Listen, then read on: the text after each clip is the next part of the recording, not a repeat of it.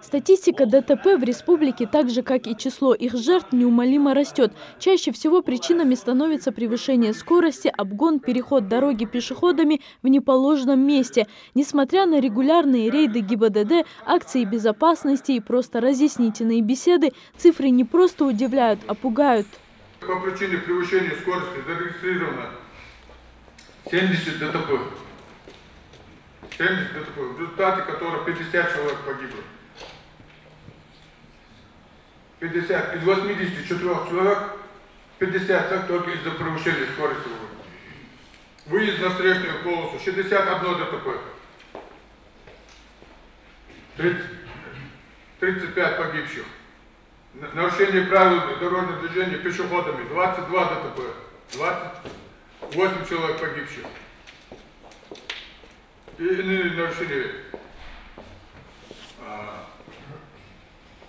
Управление транспортным средством в нетрезвом состоянии произошли 25 ДТП по вине водителей, управляющих транспортным средством в состоянии опьянения, в результате которого 11 человек погибло и 28 раненых. В 2016 году произошло около 200 аварий на дорогах, а в прошлом году эта цифра возросла на 22%. Погибло более 80 человек, около 400 получили ранения. Из 238 аварий 66 с летальными исходами. Докладчик отметил, самосознание водителей наталкивает на вывод, что каждый день из дома на дороге выезжают потенциальные убийцы и самоубийцы. 31 декабря по ФАТ «Кавказ» произошло ДТП с участием автомобиля БМВ и ВАЗ-2114, по-моему, где погибли три женщины, ребенок, мать и бабушка. Водитель БМВ, будучи лишенным права управления, подложными госрегистрационными знаками, если он выезжает из дома, ни отец не говорит ничего, почему у него подложные госрегистрационные знаки, почему автомобиль его тонированный, почему у него столько нарушений. Возле Сурховой произошло ДТП с участием Лада Гранта 14. Оба водителя погибли. И оба водителя были единственными сыновьями в семье. Şimdi fuhat bu.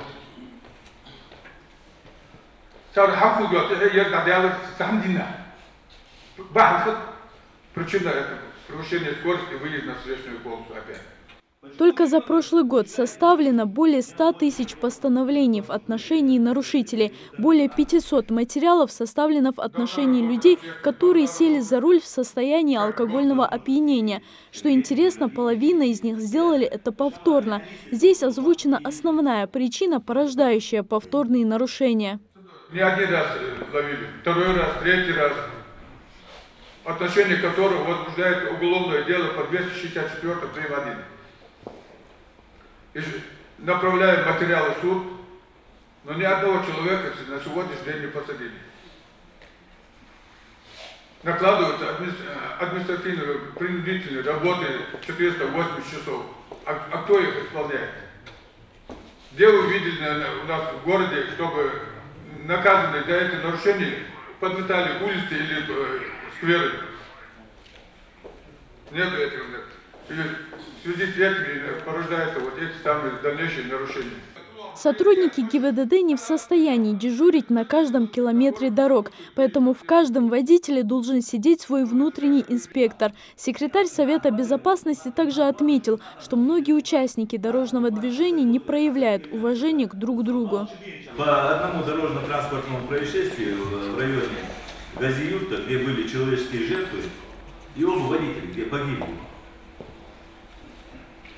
Один имел более 30 нарушений правил дорожного движения, один имел 19 нарушений правил дорожного движения. О чем это говорит? О том, что эти люди не берегут ни себя, ни других людей, которые передвигаются сегодня по дорогам республики. Мы сейчас задействуем все институты власти для того, чтобы привлечь к ответственности этих нарушителей, для того, чтобы они почувствовали на себе, потому что мы понимаем только два направления. Или нас в денежном смысле нужно наказать, или нас вот выставить, вот здесь сейчас будем поднимать людей, перед обществом.